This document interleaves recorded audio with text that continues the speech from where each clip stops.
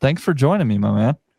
Yeah, thanks for having me. I am DrKnowby. My human name is Johnny Leftwich. I am a well. How much do you want me to get into right off the bat, or do you want to ask your questions? Obviously, we got talking when we met there in Dallas, and I got to learn more about this 1111 project that you're working on, and kind of. So I'd like you to kind of introduce some of that and maybe some of your background that kind of led you to wanting to create this whole project in the first place. Yeah, so my background is in art. I'm still, I have at least a surface level understanding of the whole NFT, Web3, all that stuff. I get it, but I'm not like an expert by any means. So I'm working with people who understand that to make this happen. But my background is in art. I'm a special makeup effects artist. And I went to Tom Savini's special makeup effects school in 2008, 2009, and then again in 2012, 2013. And, worked at Halloween Horror Nights Hollywood doing makeup there. I've worked with Steve Johnson, who did Ghostbusters and wow. Yeah, The Abyss and all that stuff. I lived in LA for several years, and so I'm really that's kind of what I'm passionate about. I really like that stuff. I grew up watching horror movies and all kinds of movies from the 80s, 90s, 70s, all the way back to the 30s. My dad was a huge film buff, and so like I know the original Frankenstein and Bride of Frankenstein and everything. It's like just kind of part of the structure of my brain at this point. But yeah, so this stuff is like the stuff that I'm passionate about. And so the timing, I was born in 87, and I wanted to, growing up in the 90s, but before I was really thinking about like, oh, what could I do for a job, because I'm like 10 or whatever. But I'm watching these movies. I'm like, oh, this is so cool. And immediately, I'm asking like, how do they do that stuff? Yeah. And because, when you're a kid, you see it and you're like, oh, it's real. My dad explained to me, no, it's not real. There's people who do this. So I was like, really? How does that work? And so he explained the stuff to me. And at that time, like at that exact moment in time, really, there were just a few people who could do it. One of whom was Steve Johnson, the guy that I ended up working with. Just a few people who could do it, and it was in high demand. So like the movie studios were like, find anyone that can do this and give them millions of dollars and let them do whatever they want. So that sounded pretty good to me. Yeah. Absolutely. But by the time I turned like, 20 and started actually going into this, it turned out I was not the only one with that idea. So there was a lot of competition and, CG and everything. Like it was a different world. And so I kind of, was trying to like grind out, my niche there. But it's very, very competitive. And the job that I wanted, which I didn't even realize was something that you had to like work to the top for, was on-set makeup artist. I wanted to be the guy who went on set, did the thing, cleaned it up and went home. Yeah. So, but to get to that point, you have to start sweeping floors, and you have to be able to make molds and run silicone and paint props and do all the fabrication and like all you have to know how to do every single thing, and you have to do it really well. And then you have to get into the union to get onto actual movie sets. So like the people who are doing that stuff have just dedicated their lives to it, which I totally respect. But I want to do other things with my life, So I kind of came to a point where I was like, all right, I could do this, but it's going to require every bit of my energy. And so I stepped away. So, I was like, well, I'll figure something else out. I'll do something else. So it was during that time that I discovered Upland and started kind of getting into this Web3 space. And actually had the idea for 1111 again about a year and a half ago when I was talking to Too Stupid to Win and Thank Me Later. I actually brought this idea to them, and this is long before UpX World. I was like, because they had, Upland had just started talking about meta ventures. Yeah. And so I was thinking, oh, maybe this is something we could do as a meta venture. It turns out this is far more complex than a meta venture could accommodate. But once Thank Me Later started talking about UpX World, we kind of came back to the idea because, you know, it sounded like what he was talking about was kind of the perfect thing for 1111.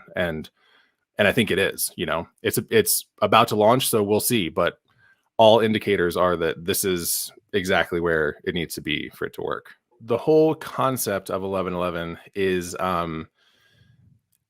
definitely not directly inspired by, but I kind of wouldn't be able to say that it's not inspired by my experience on the show Face Off. So I was on a makeup effects competition reality show on SyFy called Face Off on season 10, which I like to call the lost season. This is a reality TV show that you were on.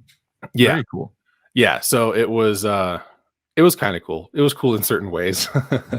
It was kind of equal parts awesome and terrible because of all the, you know, behind the scenes, and like I had issues with the production and all that stuff. But like, so if you watch it, I understand that there was stuff going on behind the scenes that are, you know, not readily apparent, that are influencing my mood.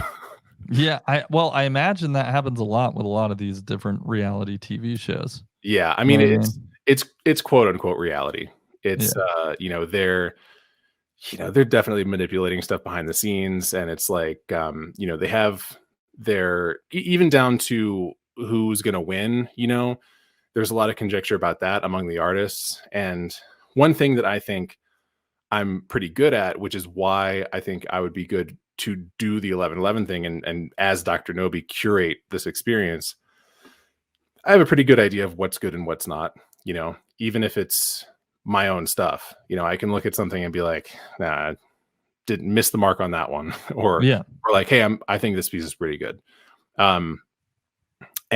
So with the casting of Face Off, my season, every other season, you know, there's a formula. Like they want a certain spread of characters. You know, I was one of them. We all were. And they want a certain spread of talent levels. You know, they don't want just the 12 or 13 best artists that they can find. They want it to be an entertaining TV show at the same time, and they want there to be drama and stuff like that. Yeah. They want people in the first episode, they want the viewers to be like, oh, he's going home. Or like, man, this guy might win, you know? Yeah. But instead of having like a bunch of really good art and be like, oh man, I don't know, like, and then people would be mad when somebody that they really like goes home or whatever. They're trying to make a TV show. Yeah. They're not trying to like showcase great art. That does end up happening, but it's kind of like a secondary effect. Yeah. So like, yeah, they cast a few really good people, a few not good people, and a few in the middle people. And I think I was on close to the higher end of the in the middle people. But and that's kind of where I ended up. Spoiler alert. But yeah, so this show, you know, at the beginning there's the full cast. And then every episode, well, not every episode, but usually somebody gets eliminated. Sometimes they do like, no, everybody's safe, or like 2 people are getting eliminated today, surprise, or whatever. Yeah, it's similar to a lot of like cooking shows that most people have probably watched. Yeah, exactly. And actually, most of those shows are using the Face Off formula. Like Face Off was one of the first shows to do this. Oh, interesting. Yeah, and they got really a lot of acclaim for it. They won some awards. And then of course, whenever that happens, everybody starts going like, well, what are they doing? You know? Yep. So makes sense. I was in school in 2008 when this first, you know, before it was a concept. I think reality TV came around kind of in like 2007, except for like Real World, Road Rules. There were some Cops, whatever. Yeah. but yeah, so they came around to, you know, they had this idea like, oh, we want to make this show. Where are we going to get these artists? You know, they probably considered going to like makeup effect shops in Hollywood, but I'm sure that those people were happy working on movies and not wasting their time with reality TV. So they went to makeup effects schools, and I was at one of them, and they talked to me for season 1 before it was even known outside of anybody other than us. And they liked me, and they were like, okay, cool. Well, we're gonna fly you out to LA, have you audition there. So basically they dwindled it down, and I made like right before the last cut, and they were like, and then I just, they like ghosted me essentially. I was like, okay, well, I guess I didn't make the cut there. But so I contacted them again, and they were like, but we really like you, and we want you to, apply again. You should audition again, because we think, we'll get you on the show. So I was like, okay, cool. So I auditioned again, I think for season 3. No, didn't get on, but they were like, well, you should audition again. We like you. We want to get you on the show. So I was like, okay. So I auditioned for season 7, didn't get on. And then finally I was like, at this point, by season 10, when I got on, I knew people who had been on the show. There was like this revolving ball of like artists that I knew from school who got on the show, who auditioned for the show but didn't, who came back from the show, and we talked about what was the experience like. And this whole time I'm talking with the producers and everything. So like, I know the system and the people and everything at this point now. So finally, when I got on season 10, it was more like, okay, finally, as opposed to, yay, you know what I mean? Yeah. Like, wow, I made it. Yeah, it was like, okay, cool. I only had to do 8 makeups and spend all of this money and time and auditioning. Like, so, I kind of went into it, a little more jaded than if I'd gotten on season 1, and then also by that time they had, like I said, they'd won these awards, and season 9 was a huge season, and season 11 was going to be a huge season. And so I feel like there was just this kind of like dip for us where they were like, let's just get it done, and less excitement from them, less excitement from us. It was, that's why, if you watch it, I'm a little unenthused at times. But all that to say, this show was an experience where you have a bunch of artists starting out at the beginning, and then at the end you have one winner. And so with 11:11, it's essentially the same idea, except you don't have to commit your life and give me your phone and not talk to anyone and live in my house. You can just kind of do your art and submit it, and then your art gets put up against other art, and then the community decides, how that progresses. This concept, I don't know where it came from. I just came up with it, and it was it was a little bit different, but it was pretty much fully fleshed out when I brought it to Thank Me Later and Too Stupid to Win a year and a half ago, without UpX World to facilitate it. So now that there's UpX World, it's like, okay, cool, we can actually really start implementing this and making it a thing now. I'm excited not just to launch the project, but to have that metaphysical space where you can go and, walk inside and look around and have like, because there are galleries in other metaverses, but not like this. This is like its own, like it's a gallery, but there's a concept built around it and inside it and everything. So being able to actually go in it and literally visualize it will help a lot, for people to understand. Because right now, I was thinking, oh yeah, Thank Me Later, you just do the technical stuff and I will get all these artists on board.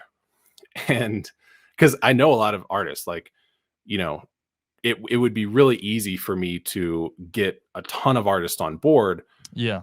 If they understood it and were interested, So I overestimated the interest that my friends would have in this, because to me, like I said, I have it in my head. I get it.